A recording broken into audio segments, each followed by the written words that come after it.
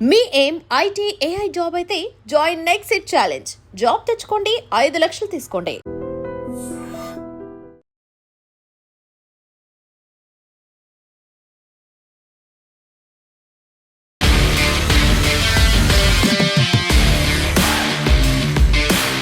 నమస్తే, welcome to I dream inside politics with Kavitha. September 17ని తెలంగాణలో 3 పార్టీలు 3 రకాలుగా జరుపుకున్నాయి. యాక్చువల్గా తెలంగాణకి సంబంధించి స్వాతంత్రం వచ్చిన రోజుగా దాన్ని తెలంగాణ స్వాతంత్ర దినోత్సవంగా జరుపుకోవాలి అనేటువంటి వాదన కూడా మొదలైంది. అయితే సెప్టెంబర్ 17 అంటే ఏంటి, దానికి ఎందుకంత ప్రాముఖ్యత ఉంది, యాక్చువల్గా చరిత్ర ఏం చెప్తోంది? మనతో పాటుగా ఉన్నారు పొలిటికల్ అనలిస్ట్ వి ప్రకాష్ గారు. ప్రకాష్ గారు, నమస్తే. సో సెప్టెంబర్ 17 తెలంగాణ విమోచన దినోత్సవం కాదు, విలీనమైంది, విలీన దినోత్సవం మాత్రమే అనేది. అది కూడా కాదు, తెలంగాణకి ఒక స్వాతంత్రం వచ్చింది, అందుకని తెలంగాణ స్వాతంత్ర దినోత్సవంగా జరుపుకోవాలని. మీరు దీన్ని ఏ కేటగిరీలో చూస్తున్నారు? అంటే ఆ రోజు జరిగింది ఏంటంటే, అప్పటిదాకా రాచరిక వ్యవస్థ ఉండేది. ఆ రాచరిక వ్యవస్థ ప్రజాస్వామ్య వ్యవస్థగా పరిణమించే దశలో అదొక ప్రారంభం. దాని విలీనం బలవంతంగా అయిందా, దురాక్రమణ ద్వారా అయిందా, ఇది వేరు విషయం.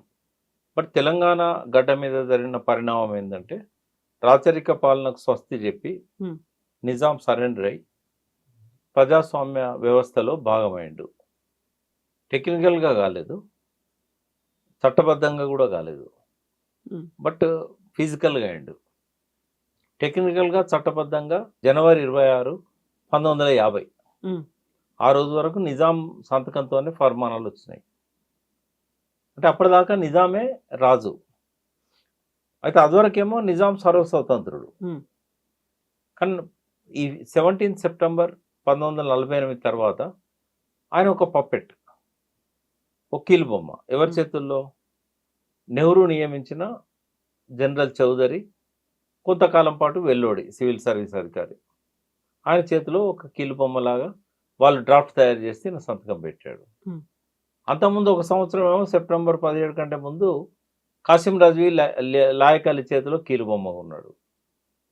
ఆ లాస్ట్ 2-3 సంవత్సరాలు, అంటే 48 సెప్టెంబర్ 17 నుంచి జనవరి 26 ముందు, అంతకుముందు ఒక 1.5 year లాయక్ అలీ అండ్ కాసిం రజ్వీ. అంతకంటే ముందు బ్రిటిష్ వాళ్ళ కంట్రోల్లో ఉన్నప్పుడు, స్వాతంత్రానికంటే పూర్వం, ఒక 3 అంశాల్లో తప్ప స్వతంత్రుడు ఆయన. డిఫెన్స్, విదేశీ వ్యవహారాలు, కమ్యూనికేషన్స్. ఈ 3 తప్ప మిగతా అన్నిట్లో అతనికి పూర్తి స్వాతంత్రత ఉండేది. అయితే ఆ రాచరిక పాలన నుంచి భారతదేశం ప్రజాస్వామ్య దేశం, ఆ ప్రజాస్వామ్య వ్యవస్థలో భాగం కాగలిగాడు. ఆ ప్రయాణం అనేది 48 సెప్టెంబర్ 17 నుంచి మొదలై జనవరి 26, 1950, అంటే ఒక 15-16 నెలల పాటు అదొక టిపికల్ సిచ్యువేషన్. ఇదంతా విలీన ప్రక్రియ. అయితే విలీన ప్రక్రియ ఎట్లా జరిగింది అంటే, దురాక్రమణ ద్వారా జరిగింది, బలవంత విలీనం, అది ఫోర్స్ఫుల్ విలీనం. ఇప్పుడు ఆపరేషన్ పోలో అని దురాక్రమణ అనొచ్చా, బలవంత విలీనమా? అది 100% దురాక్రమణ. ఆ దురాక్రమణ ద్వారా ఏం కోరుకున్నారంటే బలవంతపు విలీనం. అంటే ఆర్మీతో దాడి చేసి, ఇది పాత భాషలో చెప్పాలంటే రాజుల కాల భాషలో, యుద్ధం చేసి గెలిచారు. పటేల్ సైన్యం వచ్చి స్వతంత్రమైన హైదరాబాద్ మీద యుద్ధం చేసి గెలిచారు. కాకపోతే ఇప్పుడు తనంతట తను ఒక సపరేట్ స్టేట్ గా ఉండాలనుకున్నారు. దానికి సంబంధించి ఐక్యరాజ్య సమితి కూడా ఆయన తీర్మానాలు చేసి పంపించారు, తన ప్రతినిధులను కూడా పంపించారు. మొత్తం దేశమంతా కాకుండా తనకంటూ దేశం నడి మధ్యలో ఆయన ఒక దేశాన్ని ఏర్పాటు చేసుకోవడం, తన సైన్యాన్ని ఏర్పాటు చేసుకోవడం. ఆయనకు బ్రిటిష్ వాళ్ళు స్వేచ్ఛనిచ్చారు. 565 సంస్థానాలకు వాళ్ళ ఫ్రీడమ్ ఇచ్చారు. వాళ్ళు ఏమన్నారంటే, దేశాన్ని విభజించినప్పుడు ముందు పాకిస్తాన్ను విభజించారు. మహమ్మద్ అలీ జిన్నా కోరిక ప్రకారం పాకిస్తాన్ను విడదీశారు. గాంధీ గారికి ఇష్టం లేదు, నిరాహార దీక్ష కూడా చేశాడు పాకిస్తాన్ విభజనకు వ్యతిరేకంగా. వాళ్ళ కల్లోలం జరిగింది. సో 14 ఆగస్టు నాడు వాళ్ళకు స్వాతంత్రం వచ్చింది. ఒకరోజు ముందు 15 ఆగస్టు నాడు మనకు వచ్చింది. మనకు వచ్చినప్పుడు ఈ 2 దేశాలలో మీరు ఏ దేశంలోనైనా ఉండొచ్చు, ఏ దేశంలో ఉండడానికి ఇష్టపడకపోతే మాతో మీకు ఎలాంటి సంబంధాలు ఉండేదో రాజులతో, బ్రిటిష్ వాళ్ళకి, ఆ ఫ్రీడమ్ మీకు ఉంటుందని చెప్పారు వాళ్ళు. వాళ్ళు భారతదేశాన్ని అంతా కూడా లిబరేట్ చేసి కాంగ్రెస్ చేతిలో పెట్టలేదు. ఈ సంస్థానాలకు ఫ్రీడమ్ ఇచ్చారు వాళ్ళు. Princely states 565. అందులో ఒక 3 రాష్ట్రాలు 3 సంస్థానాలు విలీనం కావడానికి కొంత ఘర్షణ వాతావరణం ఏర్పడ్డది. మిగతా 562 పీస్ఫుల్గానే జరిగినాయి. ఆ 3 జునాగఢ్ కానీ, కాశ్మీర్ కానీ, హైదరాబాద్ కానీ. జునాగఢ్ ఏమో రాజు ముస్లిము, అతను పాకిస్తాన్ పారిపోయాడు గొడవ అయిన తర్వాత. భారత సైన్యం కూడా పోయింది అక్కడికి. బట్ ఏ యుద్ధం అవసరం లేకుండానే ఆయన పారిపోయాడు. ఇంకా ఎంత భయంతో పారిపోయాడంటే ఒక సంఘటన చెప్తాను, సీరియస్గా ఉంది కాబట్టి. ఆయన చాలామంది భార్యలు ఉంటారు రాజులకు, ముస్లిం రాజులకు చాలామంది ఉంటారు. ఆ రోజు పారిపోవడానికి అర్ధరాత్రి పూట పాకిస్తాన్ నుంచి ఫ్లైట్ తెచ్చుకున్నాడు, చార్టర్డ్ ఫ్లైట్ ఎక్కినాక రన్వే మీద అంటే ఇంటికి పోయిండు, అన్ని తీసుకొచ్చిండు, అని లేసుకున్నాడు, భార్యలందరినీ పిలిచిండు, కూర్చోబెట్టుకున్నాడు. ఫ్లైట్ కదిలింది, ఒక ఆవిడ ముత్తుకున్నది. అయ్యో నేను ఈ బంగారం మత్తులో పడిపోయి నా బిడ్డను వదిలేసిన, నా చిన్న బిడ్డ మంచంలో ఉంది, కొంచెం ఆపండి నేను పోయి తీసుకొచ్చుకుంటా అని చెప్పి. ఆమె ఫ్లైట్ దిగిందో లేదో ఆమె కర్మానికి వదిలేసి ఆ రాజు పారిపోయాడు, నన్ను ఉంటే ఎక్కడ చంపుతారో అని. అంత భయం జునాగఢ్. ఆమె బిడ్డ ఏమైనా అనేది చరిత్రకు అందలేదు తర్వాత కాలంలో. అంటే అట్లా భయభ్రాంతులు అయిపోయిన ఆ రాజులు. కాశ్మీర్ దగ్గరకు వచ్చినప్పుడు హరి సింగ్ ఏంటంటే ముందు స్వతంత్రంగా ఉండాలనుకున్నాడు. బట్ తప్పనిసరి పరిస్థితుల్లో అక్కడ ట్రైబల్ మిలిషియా అనేది బార్డర్లో ఉండేది, పాకిస్తాన్ బార్డర్లో. అక్కడ వాళ్ళు సైన్యము వాళ్ళందరూ కలిసి ఆ దురాక్రమణ మొదలుపెట్టారు మళ్ళీ ఆ ప్రాంతం మీద. ఇది స్వయం నిర్ణయాధికార హక్కు ఉండాలని తర్వాత కాలంలో వచ్చింది. ముందైతే కబ్జా పెట్టుకుందాము, యుద్ధం చేద్దామని చెప్పి కొత్తగా లిబరేట్ అయిన ఇండిపెండెన్స్ వచ్చిన ఇండియా మీద మొదలు దాడి చేసింది పాకిస్తాన్. జిన్నా బతికే ఉన్నాడు అప్పుడు. అయితే ఆయన ఆధ్వర్యంలోనే కాశ్మీర్ మాది అని చెప్పి ఆ రకంగా మొదలుపెట్టారు. కొంత పాక్ ఆక్రమిత కాశ్మీర్ అని మనం ఏదైతే అంటున్నామో ఆ ప్రాంతం అది వాళ్ళ చేతిలో పోయిన ఇంకా తప్పదని చెప్పి శరణ్ వచ్చాడు హరిసింగ్. రాజా హరిసింగ్ ఇన్స్ట్రుమెంట్ ఆఫ్ యాక్సెషన్, ఒక స్వయం ప్రతిపత్తి కావాలని చెప్పి కోరుకొని ఆర్టికల్ 370 కింద వాళ్ళకి రాజ్యాంగంలో ఆ ప్రొటెక్షన్ ఇచ్చారు. ప్రత్యేకమైన జెండా, ప్రత్యేకమైన రాజ్యాంగం కాశ్మీర్కు దక్కింది. హైదరాబాద్ విషయంలో ఈ రెండు జరగలేదు.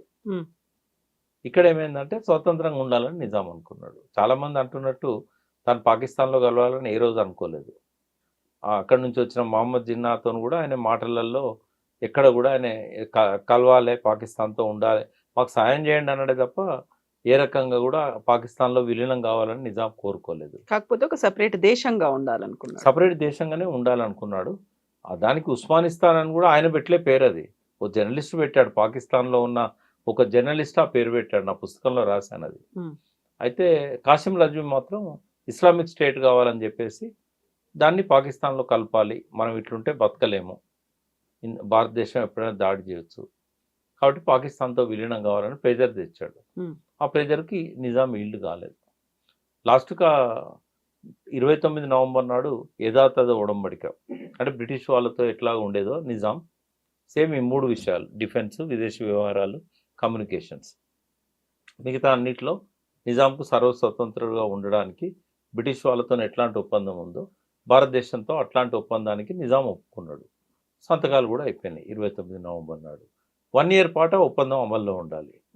ఈ లోపలనే సర్దార్ పటేల్ ఇక్కడ జరుగుతున్న పరిణామాలు కొన్ని ఆయన దృష్టికి వచ్చి మళ్ళీ నిజాం ఆయుధాలు తెప్పించుకుంటున్నాడు. రక్షణ మనమే కదా చూడాల్సింది, దాన్ని ఉల్లంఘించి చేస్తున్నాడు. రూపాయిని ఇక్కడ నిషేధించాడు హైదరాబాద్ స్టేట్లో. ఇదంతా జరుగుతున్నదని చెప్పేసి ఆయన మార్చిలో ఆయన నోటీస్కి వచ్చి లాభం లేదు, మనం తీసుకోవాలి దాన్ని. అయితే మెయిన్ ప్రధాన కారణం హిడెన్ ఎజెండాస్ ఉంటాయమ్మా ఏ పనికైనా. రాజకీయాలలో ఎవరు కూడా ఓపెన్గా చెప్పరు, బయటికి చెప్పేది ఒకటి ఉంటుంది, లోపల వాళ్ళ ఆలోచనలు వేరుంటాయి. వాస్తవంగా ఆ రోజు సెప్టెంబర్ 17 కారణం ఏంటి అంటే ఇక్కడ కమ్యూనిస్టుల ఆధ్వర్యంలో 3000 గ్రామరాజ్యాలు ఏర్పడ్డాయి. అంటే తెలంగాణలో ఒక 10,000 గ్రామాలు ఉంటే 3000 గ్రామాలలో కమ్యూనిస్టుల అధికారం ఎస్టాబ్లిష్ అయింది. ఆ గ్రామాలన్నీ నిజాం భూస్వాములకు, దేశ్ముఖులకు ఇచ్చిన గ్రామాలు. కమ్యూనిస్టులు వాళ్ళని తరిమేశారు, బండి వెనక బండి కట్టుకొని ప్రతాప్ రెడ్డిలు వెళ్ళిపోయారు. ఇంకా గ్రామాలన్నీ కూడా ఫ్రీ అయిపోయినాయి. ఆ భూములన్నీ కూడా రైతులు దున్నుకుంటున్నారు. 10 లక్షల ఎకరాల పంపిణీ జరిగింది. ప్రతి గ్రామంలో కమ్యూనిస్టుల ఆధిపత్యం నెరవేరింది. ప్రతిరోజు పండుగ వాతావరణం ఉండేది. మద్యపాన నిషేధం అమలు చేశారు, స్వచ్ఛందంగా తాగుడు నిషేధం చేశారు. గ్రామాలలో సాయంత్రం ఏంటంటే రోజు బతుకమ్మలు కోలాటాలు. ఎందుకంటే శతాబ్దాలుగా పీడనకు గురైన గ్రామాలన్నీ కూడా అవును. దొరలు పారిపోయాలని చెప్పి సంబరాలు చేసుకున్నారు. రజాకార్ల దుర్మార్గాలు జరిగిన దగ్గరనేమో ఈ దొరలే రజాకార్లను తీసుకొచ్చి ఈ వాళ్ళ గుండాలను వాళ్ళకి యాడ్ చేసి దాడులు చేయించారు. వాస్తవంగా రజాకార్ల అకృత్యాలల్లో 60-70% అనుకోవచ్చు అంతా నాన్ ముస్లిమ్స్. ఉమ్, వాళ్ళను కూడా రజాకార్ల పేరుతోనే మనం పిలవాలి. ఓన్లీ ముస్లిమ్సే కాదు రజాకార్లు అంటే. మెజారిటీ రజాకార్లు గ్రామాల మీద దాడులు చేసిన దానిలో హిందువులే ఎక్కువ ఉన్నారు. అందులో పర్టికులర్గా ఈ దేశ్ముఖులు, ఈ వీళ్ళంతా భూస్వాములు. అందరు భూస్వాములు చెడ్డవాళ్ళు ఏం కాదు. బట్ ఎవరైతే ఇస్లాం పాలనే ఉండాలి, నిజాంతోనే మనకు బాగా సౌకర్యంగా ఉంది, ఈ స్వాతంత్రం అవసరం లేదు, నిజాం ఏం చెప్తే అది చేద్దాం, ఇప్పటిదాకా మనకు ఎట్లా గడిచిందో అట్లనే గడవాలి, కాసిం రజ్వీ మనకు దిక్కు అని హైదరాబాద్ వచ్చి కాసిం రజ్వీ శరణు వచ్చి కొంతమందిని తీసుకొని ఈ రకంగా చేయడం జరిగింది. ఇప్పుడు రజాకార్లు కావచ్చు, పహల్గామ్లో అటాక్ చేసినటువంటి టెర్రరిస్టులు వీళ్ళందరూ ఒకటే అనేటువంటి వాదన కూడా ఉంది. అదే మాట కేంద్ర మంత్రి రాజ్నాథ్ సింగ్ కూడా చెప్పారు. ఆ తర్వాత ఇప్పుడు మీరు చెప్పినట్టుగా దురాగతాలు అయ్యాయి ఇవన్నీ అనుకున్నప్పుడు అక్కడే తెలంగాణ సాయుధ పోరాటము అనేది కూడా కనిపించింది. ఇవన్నీ వచ్చిన తర్వాత ఒక చరిత్ర అనేది ఒకటి జరిగింది. దాన్ని ఒక్కొక్కరు ఒక్కో యాంగిల్లో వాళ్ళ దృక్కోణంలోనే ఎందుకని చెప్తున్నారు? వాట్ ఎగ్జాక్ట్లీ హ్యాపెండ్ అనేది ఎందుకని బయటికి రావట్లేదు యాక్చువల్లీ? అంటే వీళ్ళ రాజకీయ స్వార్థం. అసలు 1980 దాకా 85 దాకా బీజేపీ ఎప్పుడైతే పుట్టిందో ఆ పార్టీ అప్పటిదాకా అసలు చర్చే లేదు. సెప్టెంబర్ 17 గురించి ఆలోచించిన వాళ్ళు లేరు. పక్క రాష్ట్రాల్లో విలీన దినమని జరుపుకున్నారు. ఇక్కడ దాని గురించి ఎవరు మాట్లాడలే. ఎప్పుడైనా ఒక దేశానికి మొత్తానికి స్వాతంత్ర దినం ఉంటుంది, కానీ ఒక్కొక్క ప్రాంతానికి సపరేట్ స్వాతంత్ర దినాలు జరుపుకోరు. మనం భారతదేశంలో విలీనమైనాం. ఎట్లా విలీనమైన చరిత్ర, కానీ విలీనమైన తర్వాత మన స్వాతంత్ర దినం ఏముంటుందమ్మా? ఆగస్టు 15 ఉంటుంది.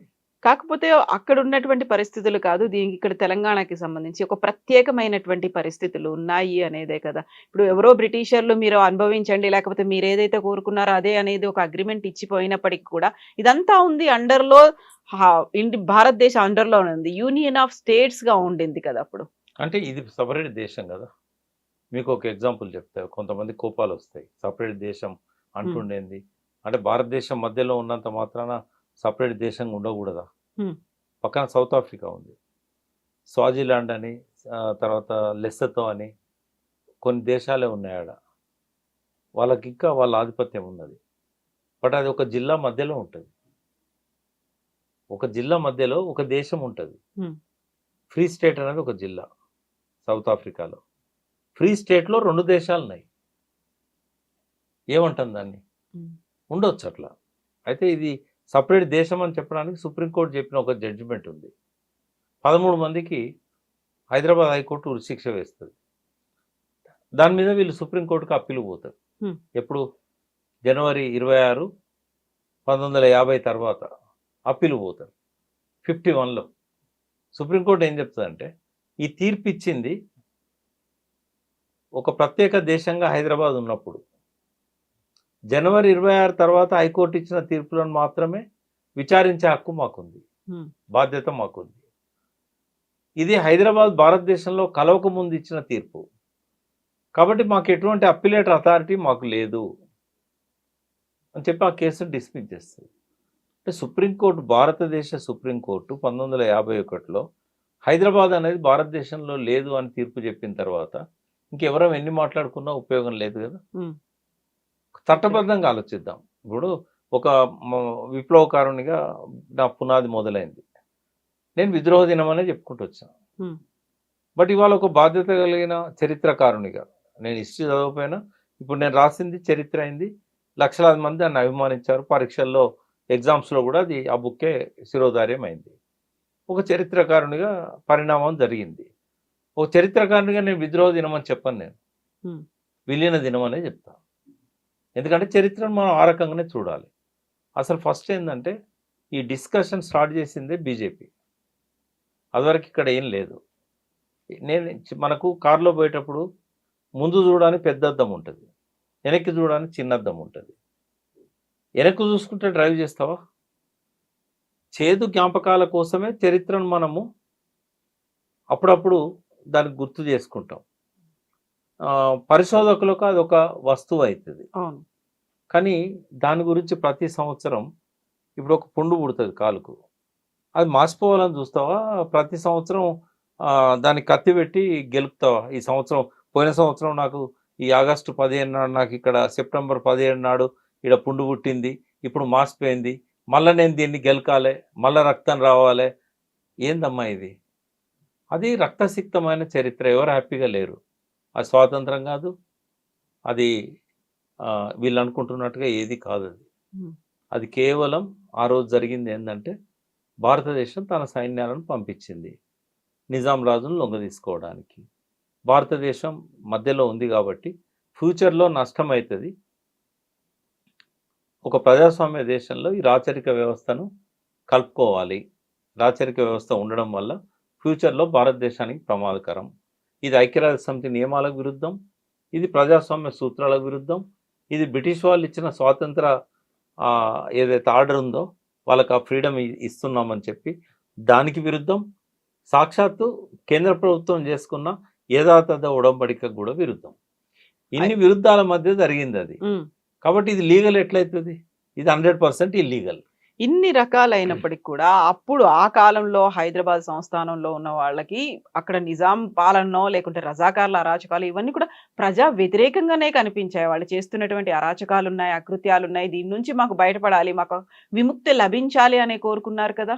తెలంగాణ గ్రామ సీమల్లో ప్రజలు రజాకార్ల నుంచి విముక్తి కావాలనుకున్నారు, ఈ రకంగా కావాలనుకోలే.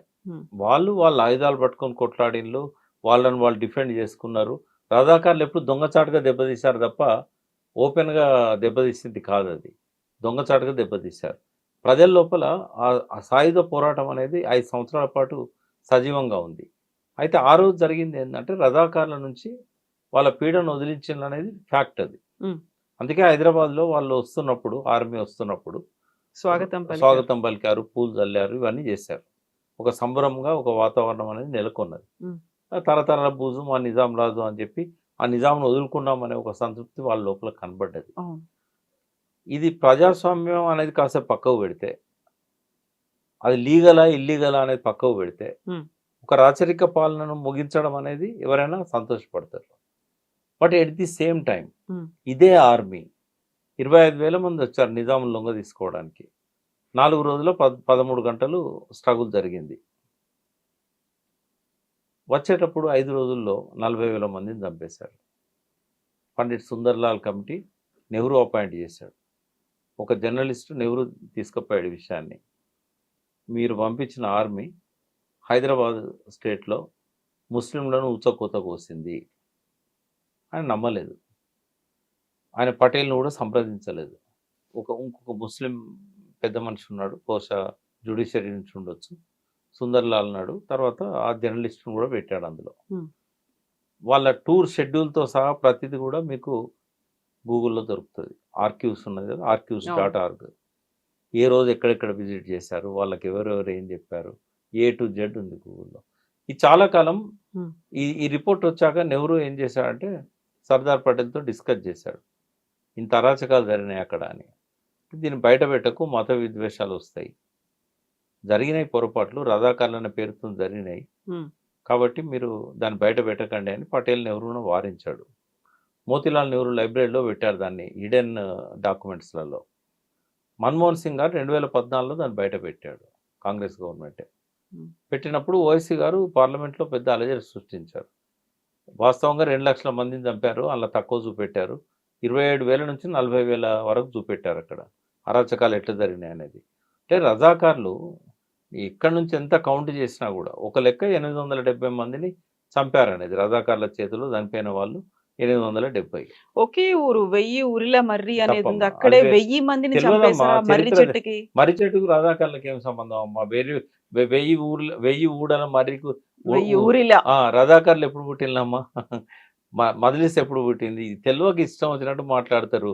నాకైతే కళ్ళు తాగిన వాళ్ళే న్యాయం అనిపిస్తుంది. కొంచెం ఎక్కువ కళ్ళు తాగినా కూడా రిమ్ వస్తే పిచ్చి పిచ్చిగా వాగుతారు, కానీ ఇంత దౌర్భాగ్యంగా మాట్లాడరు. ఆ చెట్టుకు అలా 1000 మందిని వేలాడదీయలేదు సందర్భం అమ్మా. 1000 ఊడల మర్రికి ఉరి తీసింది నిజమే. వాళ్ళు ఎవరు? ఉరి తీసిన వాళ్ళు ఎవరు? అసలు నిజాంకు సంబంధమే లేదు ఆ ఇన్సిడెంట్, తెలుసా మీకు? ఉమ్, అది జరిగింది నిర్మల్లో. ఉరిదీసింది ఎవరు? బ్రిటిష్ వాళ్ళు. ఉరిదీసింది ఎవరిని? రామ్జీ గోండును, ఆయన అనుచరులను, రోహిల్లాలను. ఏది పడితే అది మాట్లాడతారు. అది 1858లా, ఇది జరిగింది 1946లా. ఎంత తేడా ఉంది చెప్పండి. దాదాపుగా 88 సంవత్సరాల ముందు జరిగిన సంఘటనను పట్టుకొని రజాక్ అనే పదం ఎప్పుడు పుట్టింది? మజ్లిస్ ఎప్పుడు ఏర్పడ్డది? 1925లో ఆర్ఎస్ఎస్ ఏర్పడ్డ తర్వాత 1927లో కదా మజ్లిస్ పార్టీ పుట్టింది. అంటే ఆ ఇన్సిడెంట్ జరిగినాక 75 ఏళ్ళ తర్వాత కదా, 80 ఏళ్ళకి కదా. ఏది పడితే అది మాట్లాడతారు. ఉమ్, చరిత్ర మీద జ్ఞానం లేదు. నేను అందుకే అంటున్నా కదా, వీళ్ళకంటే ఆ కళ్ళు తాగిన వాళ్ళు నేను బ్రాండి తాగి ఒక సీసా అంతా తాగి వాగుతాడు కదా వాడు, ఆ వాగుడు వినసొంపుగా ఉంటుంది దీనికంటే. చెత్త వాగుడు అంతా. చరిత్రను అధ్యయనం చేయొచ్చు కదమ్మా. కళ్ళు ఉన్నాయి, మెదడు ఉంది. ఇప్పుడే చరిత్ర అధ్యయనం చేయడం అంటే మీరు చెప్పినట్టుగా నా దృక్కోణం ఇది, నాకు తెలిసింది ఇది, చరిత్ర నేను అట్లా విన్నది. ఉండదమ్మా. అది ఇప్పుడు ఎక్కడ ఉంది? నేను నా మనసులోకి మీరు తొంగి చూస్తే అది విద్రోహ దినం చెప్పాలనిపిస్తుంది నాకు. ఉమ్, కానీ నా ఇష్టం వచ్చినట్టు చరిత్ర నేనేవన్నీ వక్రీకరించడానికి. నేనేం చెప్తున్నా, యునైటెడ్ నేషన్స్ సెక్యూరిటీ కౌన్సిల్ ఒకటి ఏర్పడ్డది సెకండ్ వరల్డ్ వార్ తర్వాత. వాళ్ళు కొన్ని నియమాలు పెట్టుకున్నారు. భారతదేశం అందులో ఉన్నది. ఉన్నప్పుడు ఆ నియమాల ప్రకారం పోవాలంటే అది దురాక్రమణ అవుతుంది. రాచరిక పాలన పద్ధతులలో ఎవరి దగ్గర కండబలం ఉంటే వాడే దౌర్జన్యం చేసి రాజ్యాలను అలెగ్జాండర్ లాంటి వాడు యుద్ధాలు చేసి స్వాధీనం చేసుకున్నారు. ఏదైనా ఔరంగజేబు లాంటి వాడు. ఆ లెక్కన చూసినప్పుడు ఇది కరెక్టే అవుతుంది. భారతదేశం చాలా శక్తివంతమైంది, దాడి చేసింది, ఆక్రమించుకున్నది. ఆక్రమించుకున్నదంతా బ్రిటిష్ వాళ్ళు కూడా అట్లే కదా మనల్ని. టిప్పు సుల్తాన్ ఎట్లా ఆక్రమించుకున్నారు? యుద్ధం చేసి లొంగ తీసుకొని చంపేసి చేశారు. అంటే మనది రాచరిక వ్యవస్థ కాదు కదా, ప్రజాస్వామ్య వ్యవస్థ కదా. ప్రజాస్వామిక వ్యవస్థలు అట్లా చేయకూడదు. ఐక్యరాజ్యసమితి సెక్యూరిటీ కౌన్సిల్ మెంబర్ ఉన్నావు కాబట్టి అట్లా చేయకూడదు. కానీ జరిగింది ఏంటి అని మీరు అడిగారు. జరిగింది విలీనం. అది ఫోర్స్ఫుల్ విలీనం. అది దురాక్రమణ ద్వారా జరిగిన విలీనం. ఆ దురాక్రమణ మనం గుర్తుపెట్టుకోవాల్సిన అవసరం లేదు. ఆ ఫోర్స్ఫుల్ను కూడా గుర్తుపెట్టుకోవాల్సిన అవసరం లేదు. ఇవాళ మనం ఉన్నాం ఈ వ్యవస్థలో. ఇవాళ ఎట్లున్నామో దాన్ని టేక్ ఇట్ యాజ్ గ్రాంటెడ్. ఎట్లున్నది అట్లా తీసుకోవాలి చరిత్రను. చరిత్రలో పరిశోధకులకు కావాలి. ఇది ఐక్యరాజ్యసమితి నియమాల ప్రకారం జరిగిందా? ఇది ప్రజాస్వామ్య సూత్రాల ప్రకారం జరిగిందా? సుప్రీంకోర్టే 1950 జనవరి 26 దాకా అది ప్రత్యేక దేశం అని చెప్పింది. ప్రత్యేక దేశం మీద భారతదేశం దాడి చేస్తే అది ఖచ్చితంగా దురాక్రమణ అవుతుంది అనేది రీసెర్చ్ వాళ్లకు. నేనేమంటున్నా, మానిన గాయాలను గెలకడం అనేది సంక్షేమ రాజ్యం యొక్క లక్షణం కాదు. కావాలని చేస్తున్నది ఎవరు అంటే బీజేపీ వాళ్ళు. ఇప్పుడు అవసరం ఆ చరిత్ర బీజేపీ వాళ్ళకు. ఎందుకు అవసరం అంటే వాళ్ళకు వేరే దారి లేదు. ముస్లింల మీద రెచ్చగొట్టి పరిపాలనను సుస్థిరం చేసుకోవాలి. ముస్లింలను తిట్టుకుంటూ హిందువులను ఐక్యం చేయాలి. ముస్లింలతో దాడులు చేయించుకుంటూ హిందువులలో దానికి తిరుగుబాటు దాడులను ఎంకరేజ్ చేయాలి. బీజేపీ మాకు రక్షణ అని చెప్పి హిందువులు అనుకోవాలి. అనుకుంటే ముస్లింలను రెచ్చగొట్టాలి. ఐఎస్ఐఎస్ తీవ్రవాదులను పెంచాలి. అవసరమా ఇదంతా? ఒక పక్క టెర్రరిస్ట్ యాక్టివిటీలు జరుగుతుంటే నీకేమొచ్చింది? ఒక పెద్ద సంబరం చేసుకుంటేవి పరేడ్ గ్రౌండ్లో. ఒక పార్టీ వాడు వచ్చిండా, ఒక మామూలు ప్రజలు వచ్చారు. మొత్తం బీజేపీ కదా, స్టేజ్ మీద బీజేపీ, కింద బీజేపీ. ఆ దేశ టూరిజం శాఖ నిర్వహించింది అది. ఎవరన్నా నీకు సపోర్ట్ చేస్తున్నారా? ఇది ప్రజాస్వామ్య పాలన పద్ధతేనా? ఎప్పుడో 75 ఏళ్ళ కింద మానిన గాయాలను గెలకాలనే అవసరం ఏమొచ్చింది నీకు? నీకు వేరే ఎజెండా లేదా? అది నీ భావదారిద్ర్యం కాదా? సో ఇప్పుడు అది స్వాతంత్ర దినోత్సవం అయింది. ఆ తర్వాత రజాకార్లు పహల్గామ్ మీద అటాక్ చేసినటువంటి టెర్రరిస్టులు అందరూ ఒకటే, ఎవరినైనా ఒకే రకంగా ట్రీట్ చేస్తాము. మరి ఎవరు రజాకార్లు ఎవరమ్మా? అమిత్ షా వస్తే తెలుస్తుంది ఇక్కడ రజాకార్లు ఎవరు. విష్ణుడు దేశ్ముఖ్ పెద్ద రజాకార్, జన్నారెడ్డి ప్రతాప్ రెడ్డి పెద్ద రజాకార్, వాళ్ళ దగ్గర ఉన్న వందలాది మంది గుండాలు పెద్ద రజాకార్. కాసిం రాజు కూడా రజాకారే. కాసిం రాజు పంపింది 4-5 అయితే 10 మందిని అయితే 50 మందిని వాళ్ళకు తోడిచ్చి బైరన్పల్లిలో ఊచకోత కోసింది. 70 మందిని చంపేశారు ఆ రోజు. అదేవిధంగా గుండ్రాంపల్లిలో చంపేశారు. వాళ్ళ మీరు భూతద్దం పెట్టి చూడాలి ముస్లిమ్స్ ఎవరని. వాళ్ళంతా హిందువులు కదా దాడి చేసింది. పహల్గామ్ టెర్రరిస్టులతో రజాకార్లను ఎట్లా పోలుస్తారు? కేవలం మతం కోసం జరిగినాయి దాడులు. అవి భూస్వాములు వాళ్ళ ఆస్తులను కాపాడుకోవడానికి జరిగినాయి. కాసిం రజ్వీ బైరన్పల్లిలో అందరినీ ముస్లింలను చేయడానికి దాడి చేయలే కదా. గుండ్రాంపల్లిలో అందరిని ముస్లింలను చేయడానికి దాడి చేయలే కదా. పహల్గామ్ది టెర్రరిస్ట్ యాక్టివిటీ. Hmm. అదే ఒక దేశం మీద ఇంకొక దేశానికి ఉన్న కక్షతోని దొరికిన వాళ్ళ చంపాలని చెప్పి అక్కడ మసూద్ అజర్ ఇచ్చిన డైరెక్షన్లో వాళ్ళు పనిచేశారు. ఇది కాసిం రాజ్వీ డైరెక్షన్లో జరగలే, దేశ్ముఖ్ల డైరెక్షన్లో జరిగినాయి. ఎస్ ప్రకాష్ గారు, థ్యాంక్ యూ సో మచ్ అండి. Thank you. And for more videos, Please subscribe to iDream. Please subscribe to iDream. Please subscribe iDream. And please subscribe to iDream. For more videos, subscribe to iDream. please like, share and subscribe to the channel. Congratulations, iDream. Subscribe to iDream. Subscribe to iDream. So subscribe to iDream Media. iDream team అందరికి huge congratulations. Please subscribe iDream Media. Please subscribe to iDream. Subscribe iDream. Please subscribe to iDream. iDream అంటే నా కళల ఛానల్ను subscribe చేసుకున్న నోరు తిరుగుతలేదు, మీరైతే గంట గుర్తు కొట్టండి. For more such videos, please subscribe to iDream. Subscribe to iDream. Please subscribe to iDream. Please subscribe iDream Media. Please do subscribe to iDream. Please subscribe to iDream Media. For best entertainment and information, please subscribe iDream. And don't forget to subscribe to iDream.